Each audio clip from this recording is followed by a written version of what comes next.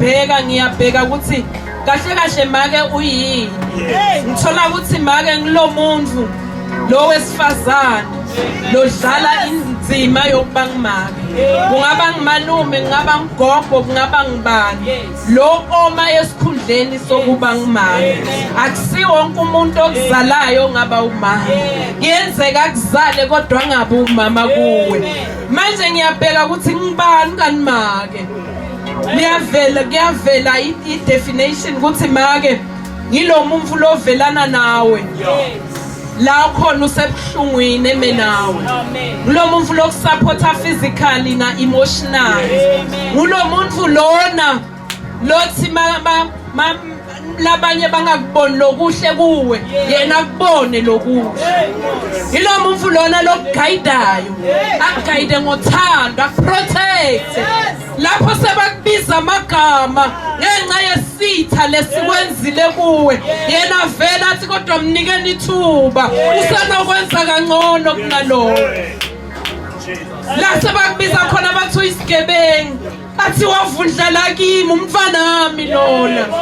Mbekezeleleni ningambulali uzoba ngcono kusasa.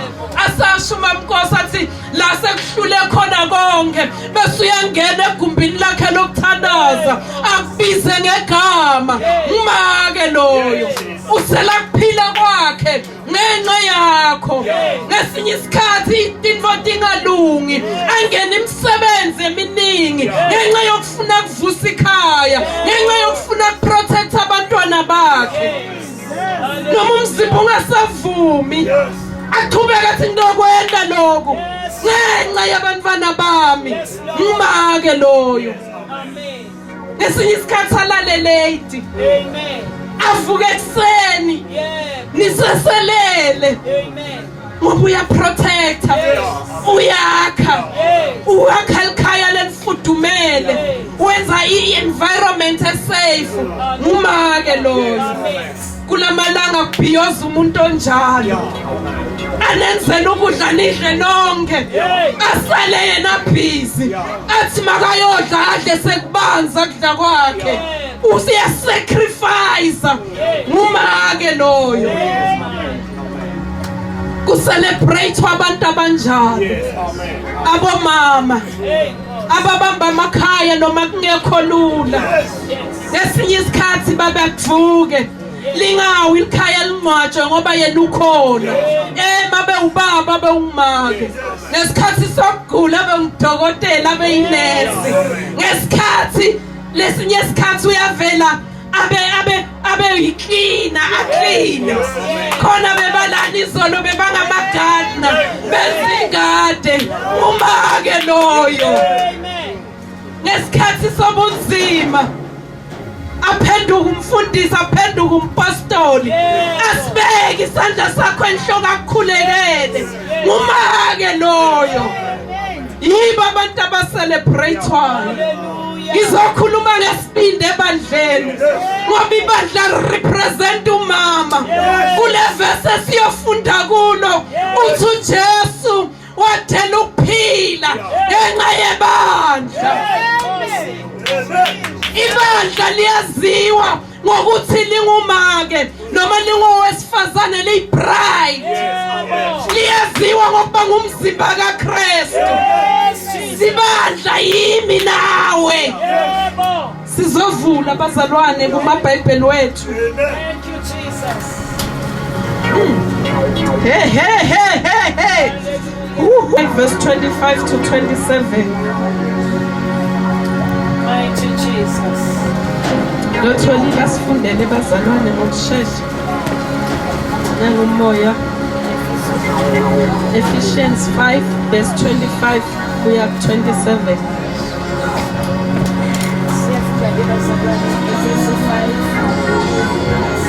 Angcwele Efeso 5 from 25 to 27. Fundeka ngalendlela bazalwane u25. Madoda, thandani omkenu njengalokhu noKristu ulithandile ibandla wazinikela ngenxa yalo ukuba alingcwelise alihlambulule ngesigezo samanzi ngezwi ukuze azimisele ibandla elinenkazimulo lingenasisihla nambimbi nanto enjalo kodwa libe ngcwele lingenacala. Siyabonga babeli liyaphila nasentsambama nomeni babekhuluma ngalo uNkulunkulu oyingcwele sibandla lakho Nkosi sihlalele wena uNkulunkulu singechubeke uNkulunkulu oyingcwele uma wena ungasiyali usicondisa egameni lika Jesu Kristu waseNazaretha amen. Hallelujah. Ngithe bazalwane Hallelujah. ibandla libiziwa ngokuthi is the bride. Amen. I-bride owesifazane. Amen. Si bride for uJesu Kristu. Hallelujah. Yes, Lord. Sikhona la emhlabeni sizozilungiselela, sizilungiselela umyeni wethu. Yes, Lord. Sishaywa idust namhlanje la kule ndawo. Siyagodola. Ngoba sithenjisiwe. Ukube besikade singathenjiswanga ngaba sikho la. Naleli thandvo liyaqhubuka la phakathi kwetimpilo tethu. Ngoba kuqale yena kuqala wasithanda singasilutho.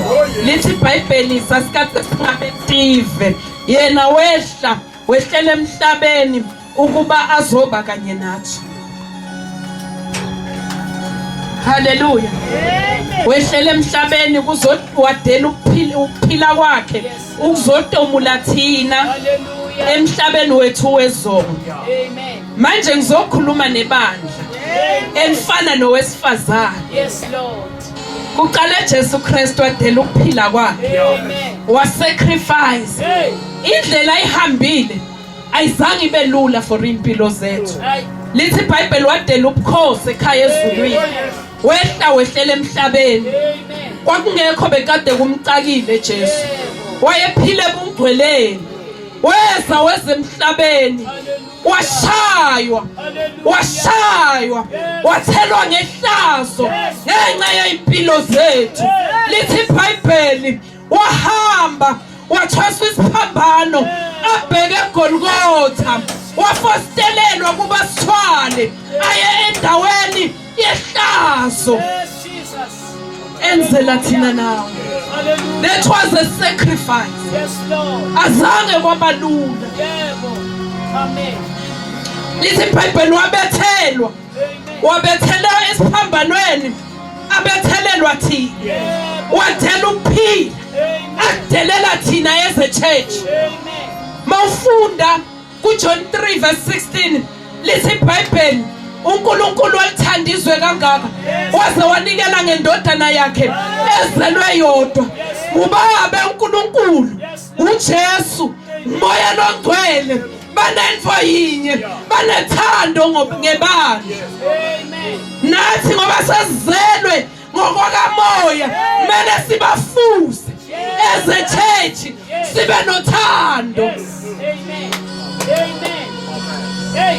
Athi Psalms 8:4 uyini umuntu ukuba ungamthanda kangaka. Yebo.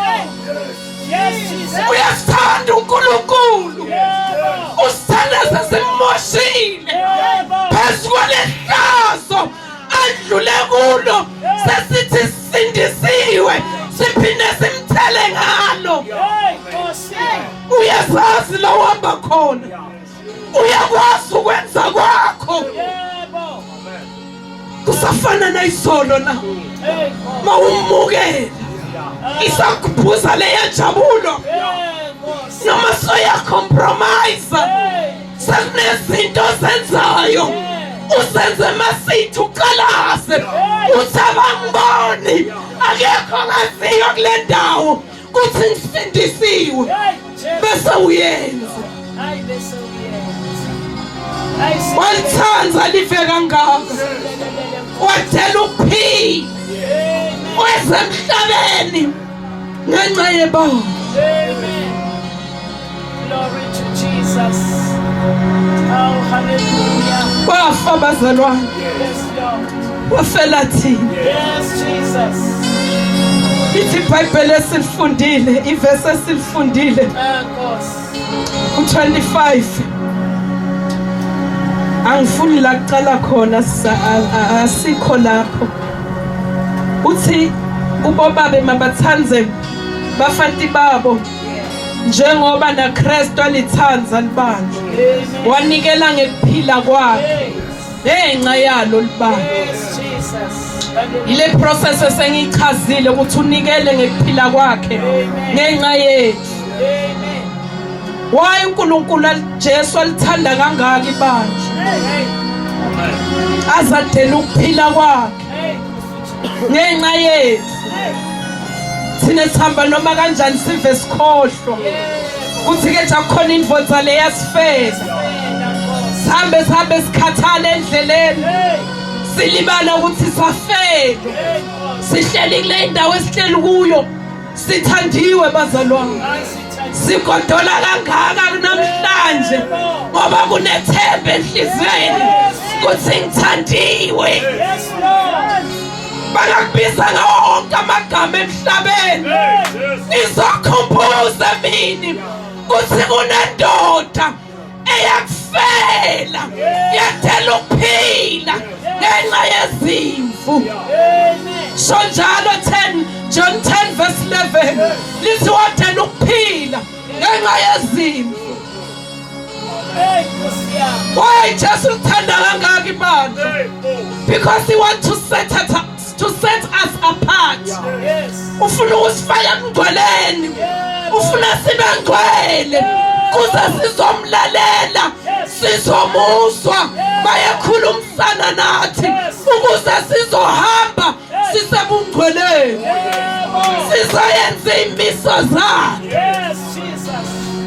Hallelujah. Uyalithanda ibandla. Ah. Ulithandela yena yedwa. Yebo.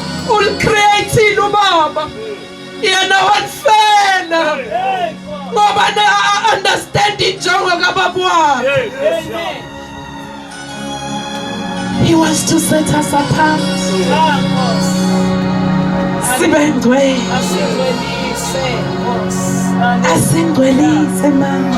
Jesus. Mawufunda kuverse 26 uthi kuze atalingcwelisa Yeah. alihlambulule ngesigezo semanti nelivi. Yes, Jesus. He's setting us apart. Amen. Ngoba ufuna ukusigeza, Yes. ufuna sibe ngcwele. Yes, Jesus. Akadelanga noma singalaleli simthela ngehlazo. Kepha usasifuna, ufuna ukusigeza, ufuna ukusihlambulula. Lithi iBhayibheli makahamba abheke eGolgotha bathe sebambethele babe sebayamhlaba ngomkhonto kwaphuma amanzi negazi la sagezwa khona. Namanje uthi uzosebenzisa lawo manzi ukugcwalisa ibandla lakhe. Akugcini lapho uthi masawusindisiwe uthatha uyofaka emanzini lawo manzi isigezo uyobhajatiswa ungwathi umuntu omdala. Namhlanje kuyamangalisa ingalesizathu uNkulunkulu azasikhumbuza ukuthi usethe apart ukusingcwelisa ngoba sekasikhiphile othakeni siphinde sibuyele. Namhlanje uzokhumbuza ukuthi ibandla wanifela, ufuna ukulihlambulula, ufuna ukulingcwelisa. Amen. Jesus. Uzosingcwelisa, gcwalisa amakhaya wethu. Angcolise naphi naphi la sihamba khona. Mangisabala ukuthi yini ibandla ngishiyo kodwa ukuthi ibandla ithempeli eliphilayo elihambayo okuyithi labo. Uzongcwalisa ibandla lakhe. Yes, Jesus. Akwenza ukuthi izinto zasemandulo bekade zenzeke ezwini lakhe zenzeke nanje. Yebo. Amen. I see history indaba yakhe Yebo. isenzeka namhlanje. Athi lo hlabelelako Jehova bekakade khona emandulo usesenguye nanamhlanje kushintshephi ibandla lingcolile lipraisana lodwa kuya-entertainwana sikhohliwe umuntu odela ukuphila ngenxa yezimvu masingagodoli mahala masivuma sihlambulule uthi usihlambulula nangezwi amanzi akusiwona wodwa ahlambululayo awodwa kudingeka nanezwi izwi lihlambulula ngendlela ezimbili kukhona abalishumayelayo bese uyalizwa bese lishintsha umqondo lishintsha nenhliziyo bese uyazibona kuthi babakufanelwe ukukumukela njengenkosi nomsindisi liphinde lihlambulule ulifunde uwedwa endlini ube nezinto ezidilikayo usuphile ngoba linamandla izwi likaJesu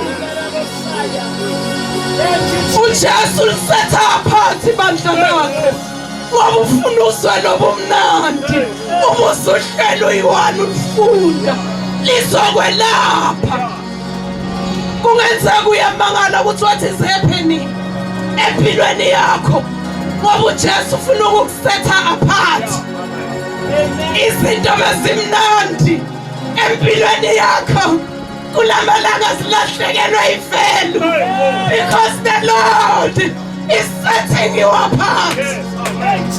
Abomndeni bebakuthanda kangaka namhlanje uzabathi bebenza umsebenzi bengakutshelanga ngoba he wants to set you apart. Abangani bakho bekade nijista kamnandi nizenza i-high five namhlanje bayakubalekela bathe yilo uyabhora ngoba he's setting you apart. Yeah, uyahlukanisa nezinto zomhlaba ama-SMS ithethi beniyeza kuze kube mnandi uhleli phezu kombhede uphakamise nenyawo namhlanje akekho othetha nawe ngoba he's setting you apart. Uyak-isolate ufuna uwedwa usazosebenza nawe.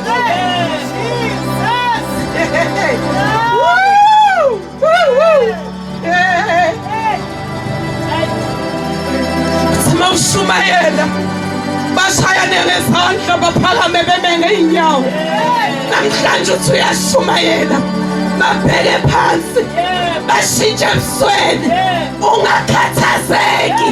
The Lord is setting you apart. Akafuna emlengini vele ngeke kube mnandi kuzaba buhlungu uthi uyagijima ubona umuntu owamgcina kudala uyomhaga azifihlele wena. Don't mind, the Lord is setting you apart. Uyamgcwelisa izwa ukuthi uthini kuthi lapha kuverse 27 khona atetimisela libandla lelinebukhosi lelingabi nabala noma nesici noma yini lokunjalo kodwa libe ngcwele lingabi nacala. Lithi iBhayibheli lesizulu uyalimisela lebandla alimisele bungcweleni. Jesu simisa namhlanje mini usimisele bungcweleni kule ndawo yaseBarcelona. The time akumisa uNkulunkulu akumisele bungcweleni kunezinto ezizodilika lapho abangani bakho bascroll emafonini. You will be sitting in your secret place worshiping, calling the name of the Lord. Yes, Jesus. Hallelujah. Usabukhala inyembezi zakho asikhongozela ubaba. Yes, Jesus. Kukhula kuzowenzeka kule ndawo. Ngisamandla ngizwa kuyosukuma isishosha. Lithi iBhayibheli uyalimisa ibandla lakhe alimisele ebungcweleni. Ngiyayibona inkazimulo ngoba he's the God of glory. Jesus. Uyosimisela lapho. Amen. Ngithe mina ibandla it's a moving temple.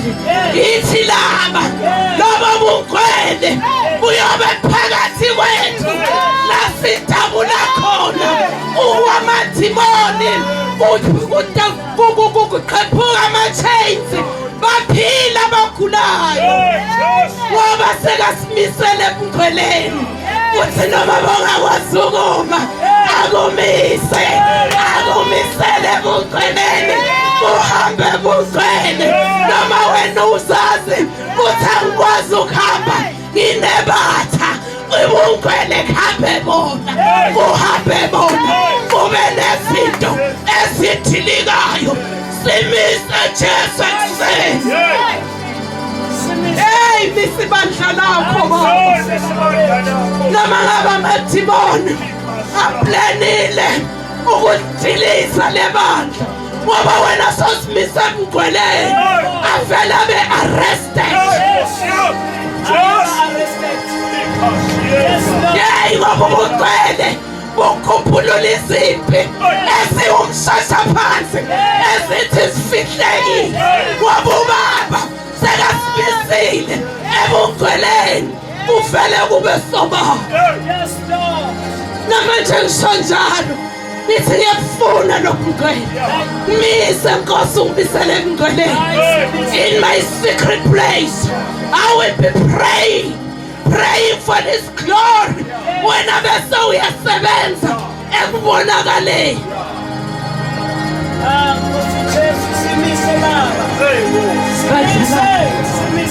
We'll set her apart. Kuselinga kunesita. Asenzeki izinto kulezi zinkathi ngoba ibandla linesici. Asenzeki izinto ngoba sikhohlwe wasifelayo. Sidumisana sodwa sikhohlwe uJesu Kristu owadela ukuphila ngenxa yezimfu. Hallelujah bazalwane. Bongazi-aveyila yemini. Jesu ufuna ibandla langalimisa ebungcweleni. Elami leswati iBhayibheli lithi langakumisa ebukhosini. Khosi phila phakathi kwethu. Sihambe namazulu ngoba sesingcwelisiwe. Sahlanjululwa. Senziwa sangabi nesici. uJesu uzomisa abantu abanjalo ekuseni abangenasici. Hallelujah. Asisondele enkosini. Isimise bazalwane. Uyazazi la umoshe khona. Tshela uthi babe here I am. Hlambulule Nkosi. Ngoba ngempela masinyane uyabuya. Hallelujah. Kunezinto esizenze masithe. Sithi abantu abasiboni kanti inkazimulo kaNkulunkulu ikhanyisile. Uthi kumahubo ubumnyama kufana nemini.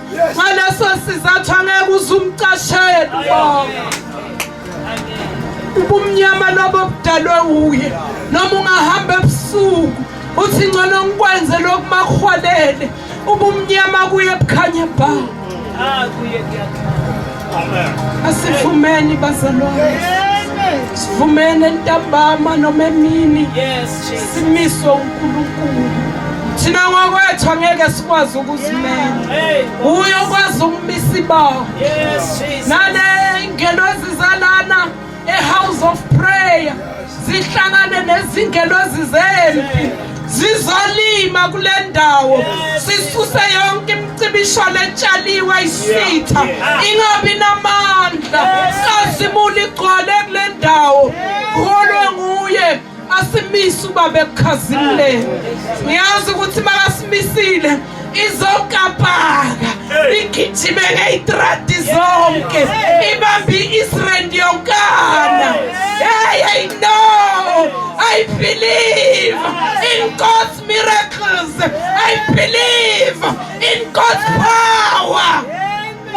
Thank you, Jesus. Singcolisa Jesu, Ah, singcolisa. fundisa inkosi thatha indawo.